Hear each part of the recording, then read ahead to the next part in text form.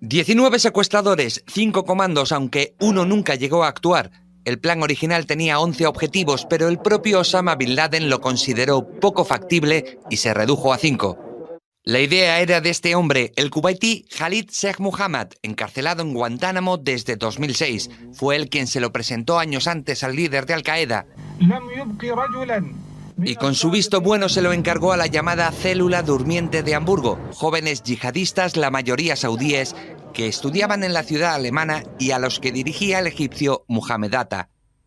Eludiendo el radar de los servicios secretos, viajaron a Estados Unidos y se prepararon. Durante meses realizaron reconocimientos de aviones y aeropuertos y se formaron en escuelas de aviación de Florida con especial dedicación en virajes y despegues, pero ningún interés en los aterrizajes.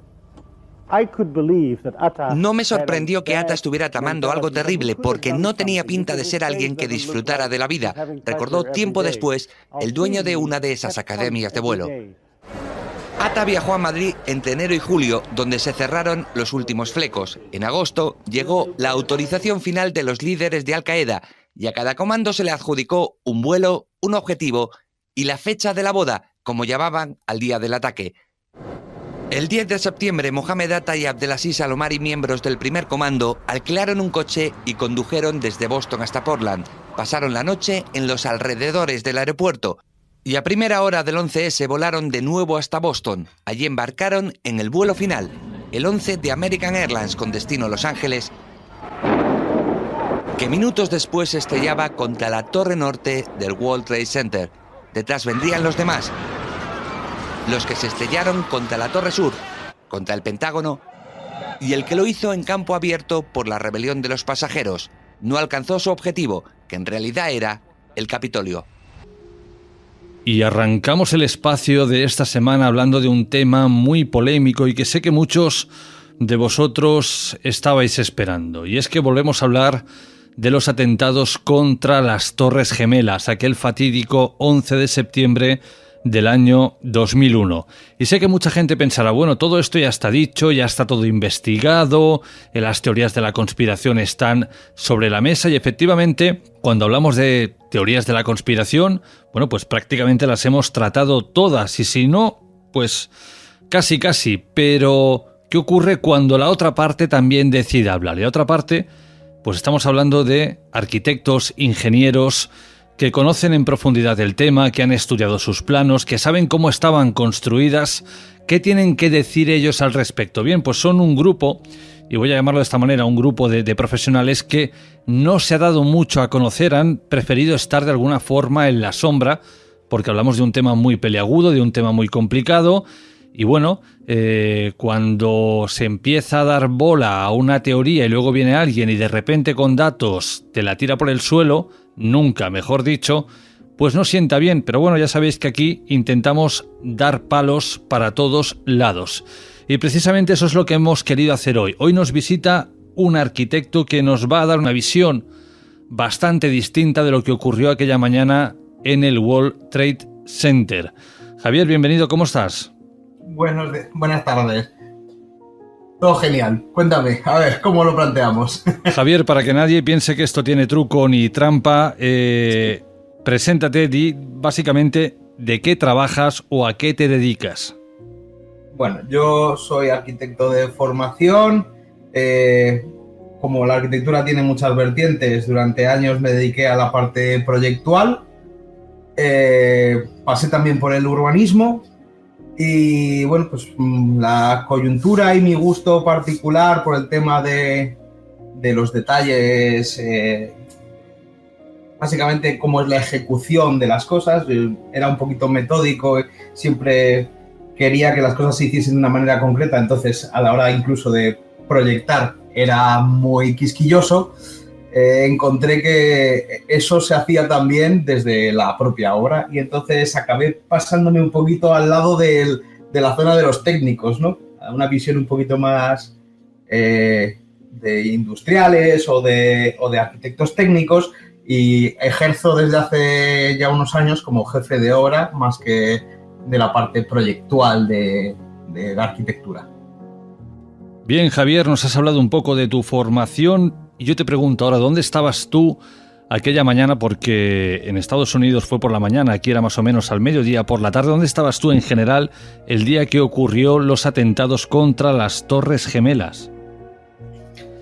Pues yo estaba en casa, en arquitectura se empieza bastante pronto los cursos y yo estaba ya con las primeras clases, pero soy de turno de tarde y estaba en casa. ¿Y cómo recuerdas aquel día? Además, estudiando arquitectura, claro, cuando vistes caerse aquellas dos moles, ¿cuál fue tu impresión? Yo no daba créditos a cuando vi el primer impacto. De hecho, creo que estaba hablando por teléfono con algún familiar y digo, ¿qué ha sido eso? Digo, una avioneta, porque claro, uno no da crédito a que sea un avión comercial el que se ha estampado contra una de las torres. Dices, esto es algún novato, ¿no? Que ha ido a hacer la gracia y se ha pegado un guarrazo contra las torres. Alguna imprudencia o algo similar, porque claro, no te imaginas. No das crédito ni siquiera lo que te dice en tus ojos, que lo estás viendo. Dices, no, esto no puede ser. Yo de primeras me quedé un poquito en esa línea, ¿no? No puede ser esto. ¿Cómo se va a pegar un guarrazo un avión comercial contra una de las torres? La idea de un atentado, siempre soy muy descreído, me parece que es... Pero bueno, supongo que pese a que me gusta mucho el cine de el 007, ¿no? Que tienes unos malos que hacen unos planes para destruir el mundo increíbles, siempre pienso que eso pertenece al cine, no a la realidad. Y claro, esto me parecía de ciencia ficción. Y cuando vistes desplomarse aquellas dos torres, aquellos dos mega edificios, ¿tú dabas crédito a que fue por el impacto de aquellos aviones? A ver, como te digo, no soy muy de pensar en esas conspiraciones, pese a que me parezca muy, o sea, puede ser factible, ¿no? Pero lo de la navaja de Occam lo suelo llevar bastante a rajatabla. Digo, si yo acabo de ver un avión estamparse contra una torre, pasarse una hora o hora y media ardiendo, después del bofetón que supone un avión en movimiento contra una torre, yo sí entiendo un colapso de una estructura de esa manera. Y más con un incendio de por medio. Entonces, no me pareció descabellado que fuese el impacto. Nosotros no vimos, ni probablemente tampoco hemos podido ver en las retransmisiones, las cosas que se han hablado de explosiones o sonidos de explosiones o, no sé, las bolsas de humo esas que salen de repente y dices, esto es una explosión. Pues no lo hemos visto. Eso llega un poquito con los testimonios que nos llegan, ¿no? Entonces, a mí no me pareció que pudiese haber otra razón. No la descarto, pero tú me das un golpe y yo me caigo. Es una secuencia lineal muy clara. Si no hay contacto, pues no debería caerme, ¿no? En este caso hay un bofetón serio y una hora y media en un caso y una hora más o menos en el otro, en el que tarda en producirse todo esto, y no conociendo cuál era la estructura del edificio en aquel momento, no me pareció descabellado. En ese momento, pues ya sabes que los americanos son muy dados a utilizar las estructuras metálicas. Nos hemos pasado toda la vida viendo las fotos estas de Nueva York de los obreros trabajando encima de esas vigas, ¿no? Paseando, incluso en películas en blanco y negro, paseando por las vigas en movimiento, con sus estructuras roblonadas y tal. Y entonces, ya en los primeros años de la carrera te enseñan mucho sobre las propiedades de los materiales y tú sabes que el acero y el fuego no se llevan bien. Hablemos un poco de los edificios propiamente dichos. ¿Quién los construyó? ¿Cómo estaban hechas las Torres Gemelas? Vale, vamos a ver. Bueno, este es un proyecto un poquito muy desde el lado económico, ¿no? Querían ser un poquito el referente del mundo en economía, y estaba David Rockefeller de por medio, promoviendo la idea de hacer un centro neurálgico de la economía en Nueva York. Y bajo esa premisa, pues el ayuntamiento, digamos, no es el ayuntamiento exactamente de Nueva York y de Nueva Jersey, pues ponen al final el dinero para hacer este proyecto. Y se contrata a... Ay, espérate, ¿el nombre cómo era? Minoru Yamasaki. Un arquitecto, obviamente, ya puedes ver que por el nombre es de origen asiático. Que, bueno, en el fondo tenía unas premisas que le venían del proyecto, que era intentar reflejar todas esas ideas de innovación, progreso, tecnología, economía, poderío. Y, claro, dentro de todo esto, pues está hacer pues las torres más altas que te puedas echar a la cara en ese momento, ¿no? Y bueno, pues para 1968 o algo así empieza la construcción. Ya hay que tener en cuenta un poquito que estamos hablando de hace muchos años. Ni la construcción, ni las normativas, ni muchas cosas son como puedan ser a día de hoy. Entonces, ¿cómo están hechas las torres? Bueno, las torres son un concepto que es tubo dentro de tubo, ¿no? Como ya hemos dicho, esto es, digamos que a nivel estructural, con la salvedad de los forjados, todo es acero. Se hace una estructura perimetral, que es el tubo exterior, de alguna manera, que es toda la fachada, que es metálica. Es una concepción que es como una viga Birendel, ¿vale? Es un término, quien conoce este tipo de temas de ingeniería y tal. El caso es que, bueno, una retícula muy masiva, no sé si eran 260 pilares los que hacen el perímetro completo. Estamos hablando de que las torres son 65 metros de lado, más o menos. Y dentro de esto hay otro núcleo de estructura de vigas de acero y pilares de acero, un poco, digamos, menos experimental, ¿vale? Es más una construcción normal. Podría haber sido un edificio en sí, solo el núcleo, en el que están todas las instalaciones, las comunicaciones verticales, etc. Ese núcleo son 40 metros por 20 o algo así, ¿no? Entonces, digamos que entre el núcleo exterior y el núcleo, la fachada y el núcleo interior, pues, hay como 18 metros de distancia en algunas zonas, ¿no? Esta parte está hecha pues con eso. Al final, como la idea era subarrendar estos espacios a empresas, a todos temas de bolsa, etcétera, etcétera, pues bueno, se hacen espacios originalmente muy diáfanos para que después se compartimenten, ¿no? Luego hablamos del tema de la protección contra incendios y cómo va esto, porque es muy importante. Los forjados, todo esto se intentó hacer muy rápido, de hecho se construye muy rápido, porque para el 73, si empezando en el 68, en el 73 están acabadas, con todo lo que es el concepto esto, pues puedes entender que es una construcción bastante rápida, muy modular. Entonces, los forjados se utilizó unas estructuras de módulos de 18 metros por 6, que, bueno, tienen una parte que es unidireccional, no sé si es demasiado técnico esto, y otra parte bidireccional. Básicamente, imaginemos que coges, son unas cerchas, entiendo que entenderemos el concepto, que van mezcladas unas contra otras, contrapuestas, como si fuese una malla. Y lo que las aglutina es un poco, pues, el hormigón que va sobre ellas, ¿no? Que las deja atadas.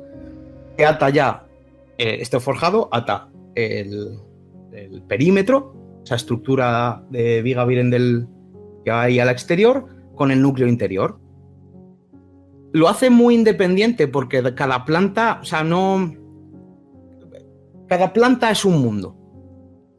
Esto es muy positivo para muchas cuestiones, pero como veremos, también pudo llegar a ser algo negativo en las consecuencias que hubo después.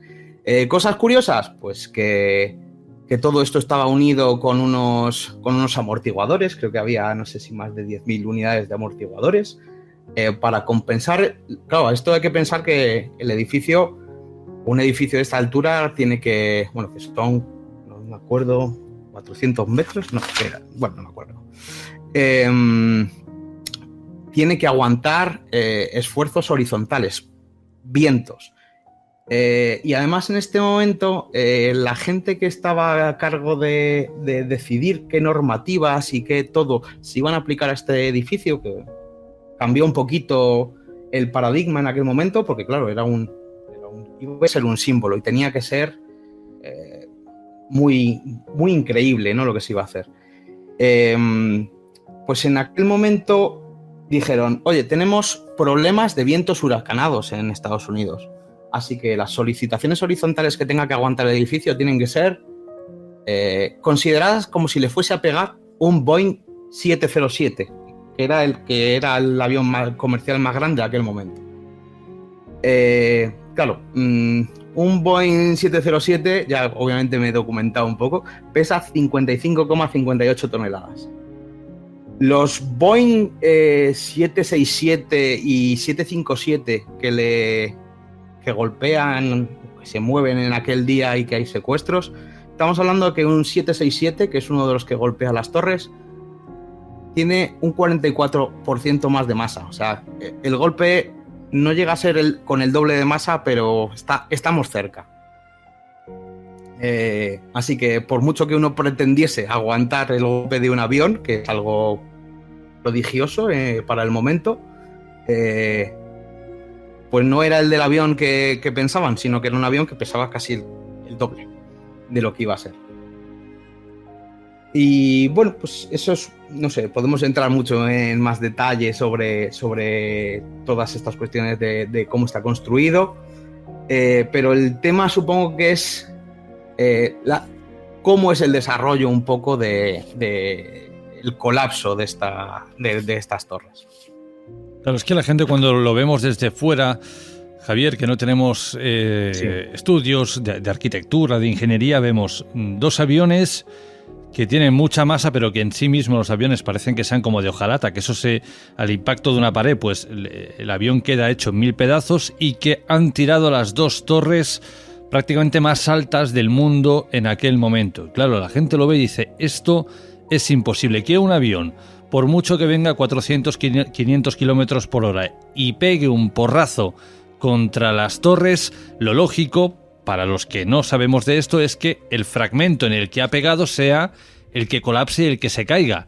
No que todas las torres, no que toda la torre en general, venga para abajo como un castillo de naipes. Además, tú y yo hablábamos fuera de micrófonos y me contabas que la perfección de la construcción de las torres fue precisamente lo que hizo que cayeran como cayeron, que estaban diseñadas para que en caso de que tuvieran que caerse, se cayeran así.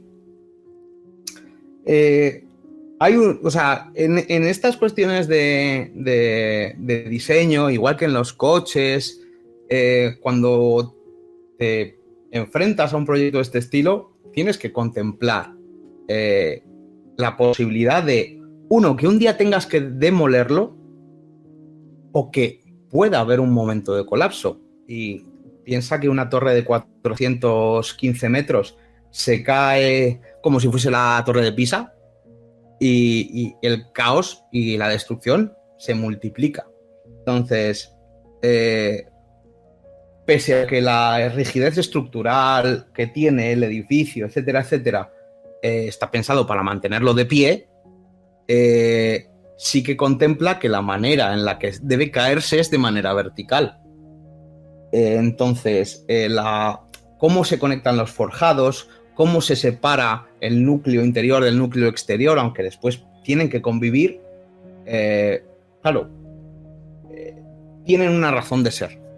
No es un defecto en sí, porque tú no haces nada contemplando que se tenga que, o sea, que le vayan a pegar, pese a que la premisa sea que te puedan pegar, pero sí que entiendes que incluso ante un desmontaje por obsolescencia del propio edificio en algún momento en el futuro, la manera de desmontarlo, que también era consecuencia de cómo lo planteabas para montarlo, era que había ciertos puntos que son los más débiles de esta estructura, que sí que originan que dices, si este es el punto débil, las cosas caen. En arquitectura no tenemos que contemplar exageradamente solicitaciones horizontales, que sí que tenemos, pero no suele ser lo habitual. Lo que pesa aquí, o sea, lo que importa suele ser la gravedad, ¿no? Lo que pesan las cosas. Y entonces, claro, tú piensas en la caída vertical, que creo que también ha habido mucha suspicacia sobre a qué velocidad cae y si esto es caída libre y si es una demolición controlada y termite y cosas de estas, pero para mi gusto, sin poder negarlo nada porque no tengo ninguna prueba, todo tiene un sentido natural en el que cuando tú debilitas una estructura de este estilo, que ahora si quieres entramos en cómo ocurre, esto cae vertical, pura y duramente tiene que caer de esa manera. ¿Podría haber tenido alguna componente horizontal porque se debilite más un lado que otro en algún momento? Sí podría haber llegado a ocurrir, pero creo que el golpe tendría que haber sido mucho mayor del que ya fue.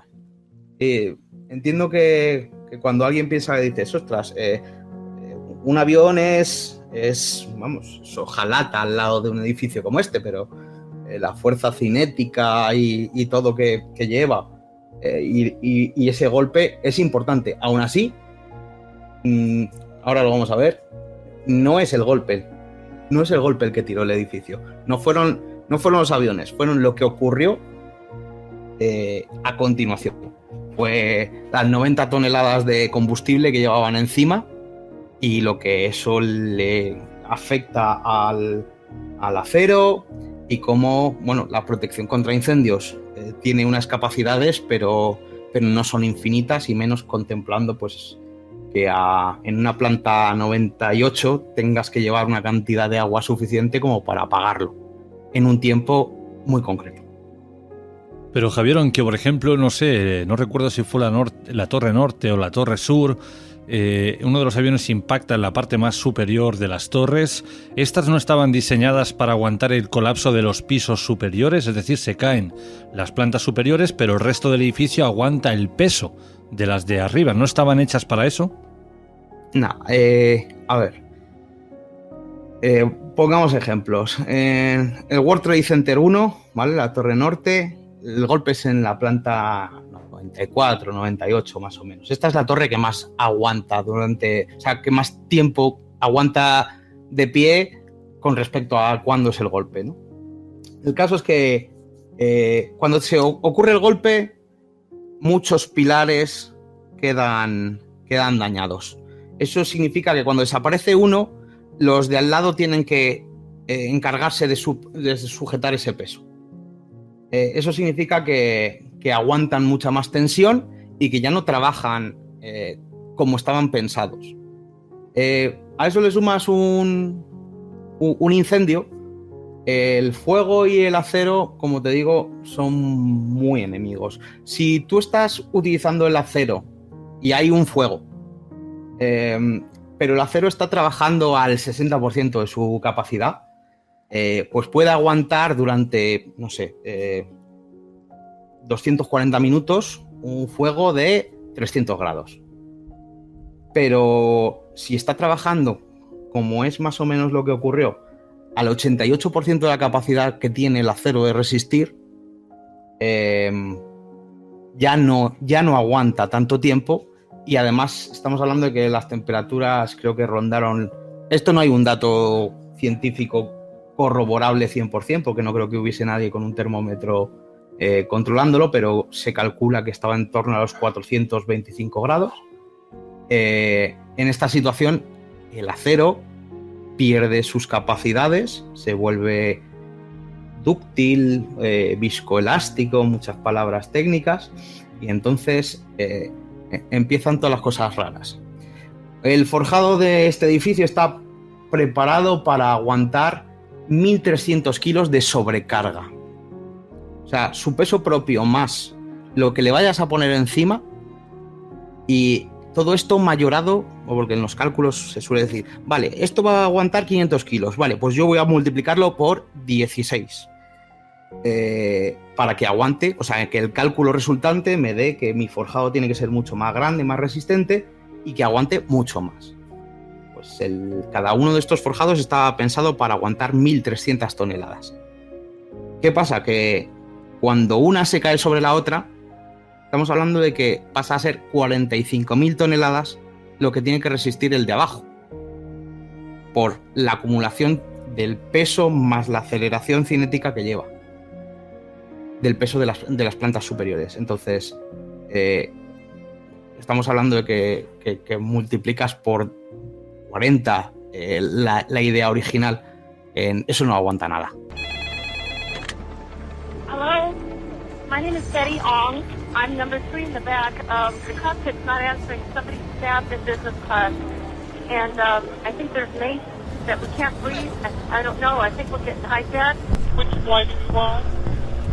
I'm number 3 on flight 11. Okay, you're the flight attendant? Yes. And the cockpit is not answering their phone. Our number 1 got stabbed. Our first class galley flight attendant and our purser has been stabbed. And we can't get into the cockpit. The door won't open. Pues enseguida entramos de lleno con la crónica de la mañana, pero antes tenemos que ponernos en contacto rápidamente con nuestro corresponsal en Estados Unidos. Al parecer, una avioneta acaba de estrellarse en Nueva York contra las conocidas Torres Gemelas. Ricardo, ¿tú estás viendo las imágenes como nosotros? Es que yo lo estoy viendo en directo, Matías, estoy delante de una de es que las es un Torres boquete tremendo el que ha producido, ¿eh? Sí, es un boquete tremendo, además el fuego... Bueno, y ahora de repente una explosión. Es que otro avión volando muy bajo, otro avión parece que se ha podido... Matías, no he alcanzado a decirte lo que ocurre, pero ha habido otra explosión, sí, en efecto. Ha habido otra explosión. Lo que aprecio desde aquí, a salvo fuego y humo, no sé qué puede... La otra torre, Ricardo, la otra torre. La ha otra impactado torre. en la otra torre. Y además en una zona más baja aún. Dios santo, es otro avión, parece, el que se ha estrellado en la otra torre. Parece que ha sido otro avión, esto no es... Si se confirma esta circunstancia no es casual, por supuesto. Pero estamos a la espera, Ricardo, de que recibamos información porque esto es tremendo. O sea, ser que el impacto de los aviones, cómo las seccionaron, eso no tuvo nada que ver en cómo se cayeron las torres. Fue el impacto más el incendio. Si no hubiera habido ningún incendio, hoy en día seguiríamos viendo las Torres Gemelas tal cual eran.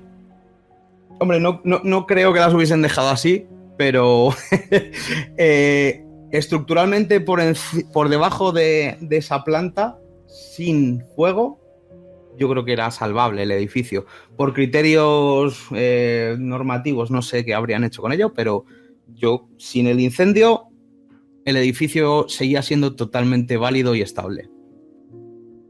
Entonces, Javier, ¿estamos hablando de un buen diseño o de un mal diseño? Evidentemente, nadie, ningún arquitecto hoy en día, imagino que contempla en sus cálculos que un Boeing 757 o 67 vaya a estamparse contra su edificio. Pero aún con todo y eso, ¿hablamos de un buen diseño o de un mal diseño? Creo que hablamos de un diseño excepcional para el momento, en el que muchas veces los materiales y la ciencia quizá no acompañaban a todas estas cuestiones. O sea, te pongo el ejemplo. En el tema de la protección contra incendios en la estructura, pues en este caso se protegían pues, con placas de pladuro, con la proyección de unos productos especiales que tienen que ver con la vermiculita, etcétera, que son materiales que aíslan del fuego a las estructuras metálicas y hacen que puedan aguantar mucho más tiempo expuestas al fuego, mientras tú apagas ese fuego. Que la idea es, sobre todo, tener la capacidad de apagar ese fuego y que no ceda a la estructura. Es la idea original o la premisa número 1 de la protección contra incendios en cuanto a la protección estructural.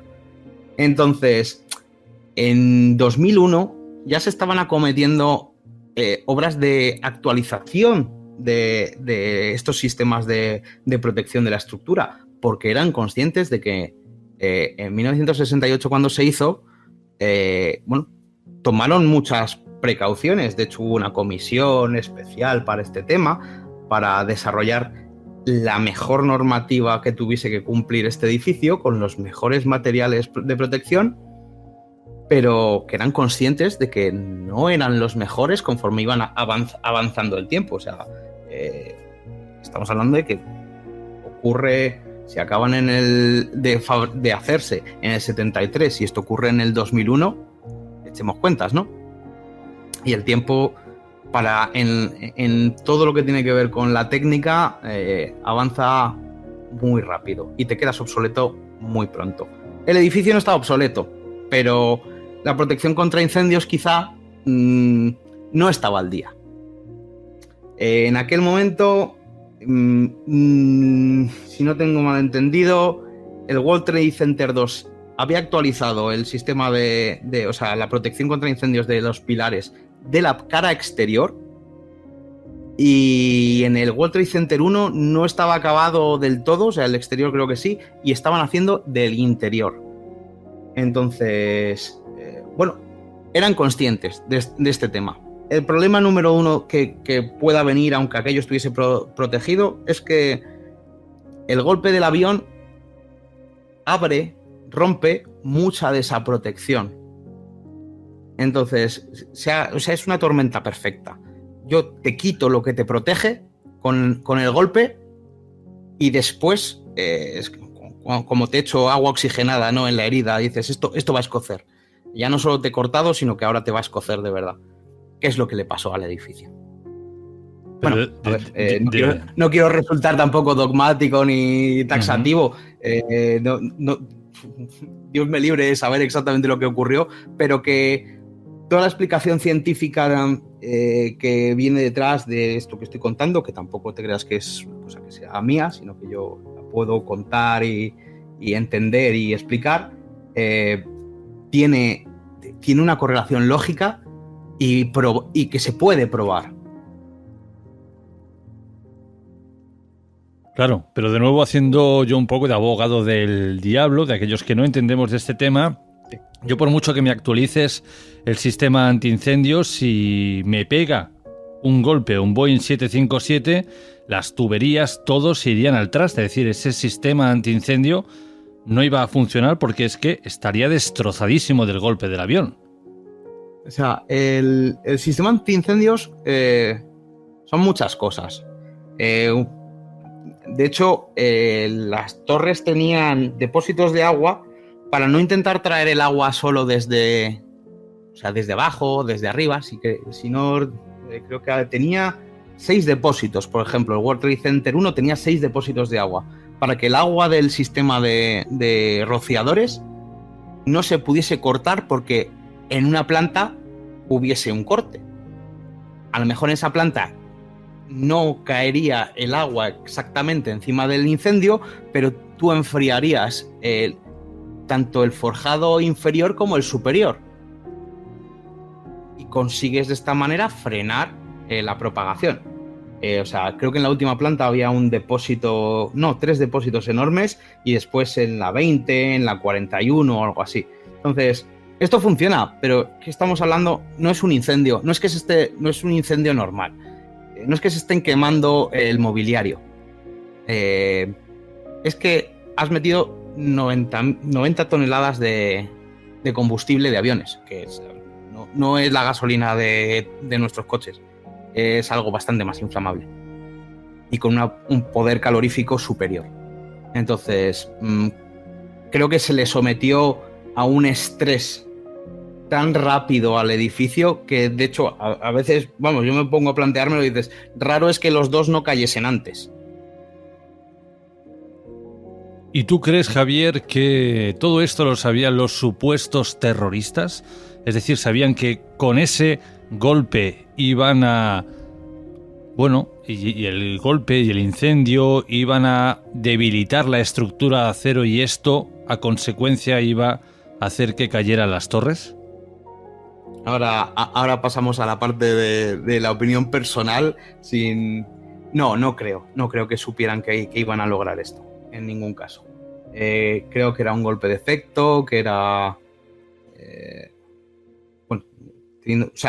fuese quien fuese el que lo realiza, lo que pretende dar es un golpe de efecto, un golpe al corazón económico de Estados Unidos, demostrar que eres débil y que te puedo dar aunque tú tengas la guardia echada, pero no creo que supieran ni que soñasen en sus maléficos sueños, de fuese quien fuese, que podían tirar las torres con ese golpe. No si piensan desde un punto de vista... o sea, hay que tener un conocimiento grande y suerte para que esto ocurra, porque el edificio estaba muy preparado. ¿No lo suficiente?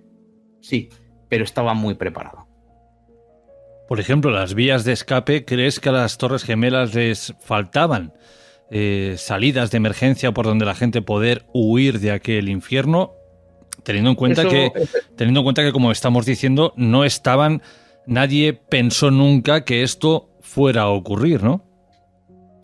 Mira, de hecho, para como he contado antes, para la realización de las torres, se realizó, o sea, hay una figura de la National Institute of Standards and Technology, ¿vale? Una institución americana que en este momento funcionaba y lo que hizo fue desarrollar un estudio comparativo con otros marcos normativos del mundo y de Estados Unidos para ver qué era lo que se hacía en edificios de esta envergadura en cuanto a normativa de protección contra incendios. Y bueno, obviamente comparándose con los mejores, hicieron el trabajo que consideraban. Y cuando acabaron ese estudio, dijeron, no voy a ser solo lo taxativo que son todos el resto, sino que voy a hacerlo más. Entonces, se incluyeron muchos tipos dentro del plan antiincendios, de cosas que no eran habituales o no estaban tan establecidas o con las medidas que se consideraban. O sea, tenía un sistema de alarma con más de 10.000 detectores, el sistema de rociadores que hemos dicho y los depósitos, controles del fuego vertical, también con agua en el núcleo central, incluso para la ventilación de las vías de evacuación, para que el humo no les impidiese ver y proseguir en la evacuación a las personas. Entonces, creo que estaba preparado, pero volvemos a lo mismo. Un edificio de 415 metros, si en unas torres el golpe es bastante más abajo, en las 78, todas las personas que están por encima tienen que bajar y no creo que fuesen pocas. Mira, hay una cosa que sí que querría incluir, que es esto es quizá va una parte de mi filosofía. Hay una cosa que originalmente en todo este plan antiincendios se contemplaban protecciones de las compartimentaciones de cada una de las plantas, porque digamos que ellos pensaban que tú no ibas a hacer una planta diáfana, ¿no? Eso es una cosa que, claro, en 1968 lo piensan de una manera, pero con la evolución, con el tiempo, todos ahora pensamos en oficinas y muchas veces tú piensas en espacios muy diáfanos, abiertos, que si hay algún tipo de compartimentación es algún tipo de biombo, mampara, que lo mismo es de vidrio y poco más. No esperas mucho tabique para compartimentar, como sí que se podía pensar más en la época en la que se construyó. En 2001, las plantas del edificio estaban prácticamente diáfanas, ocupadas por oficinas en las que no había prácticamente separaciones, y eso no ayudó nada a controlar este fuego que le hizo todo este daño al edificio. Y es más entonces la gestión propia del edificio y cómo se fueron permitiendo cuestiones por el bien del alquiler, motivos económicos, los que sean, los que se olvidaron de que el edificio tenía que contemplar que aquello no podía quedar abierto, no debía quedar abierto. Vayamos con otro dato curioso de las Torres Gemelas. Otra de estas teorías de la conspiración, como tú bien has apuntado al principio, nos narra que algunas personas oyeron en la parte, digamos, de los sótanos del World Trade Center explosiones. ¿Tu opinión, Javier, al respecto? Bueno, yo tengo aquí una historia curiosa. Bueno, en mi familia, mi abuelo era bueno, como en la gestión militar en el aeropuerto de La Laguna, en Tenerife. Él vivió el desastre del avión del KLM y, bueno,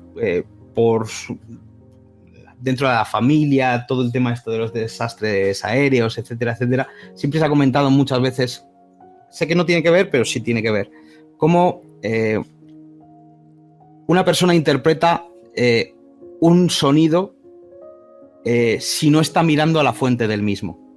Porque tú lo oyes, te giras y cuando lo miras ya han ocurrido las cosas. Tú no sabes exactamente de dónde viene ese ruido. Puedes pensar, no, tú miras y ves algo que se proyecta y mucho humo cuando has oído justo anterior un golpe, un estruendo muy grande. Y dices, es una explosión. Porque es lo que te ha enseñado un poco el cine, ¿no? De alguna manera.